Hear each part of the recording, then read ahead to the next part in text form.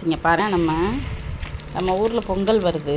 அதுக்காக வேண்டி நம்ம பொங்கல் அன்னைக்கு நிறையா ஃப்ரெண்ட்ஸ் நிறையா வருவாங்க, நிறைய சமைப்போம். அதுக்காக மட்டனுக்கு மட்டும் தனியாக பொடி அரைக்கலாம்னு சொல்லிவிட்டு மட்டன் பொடி ரெடி பண்ணியிருக்கிறேன்.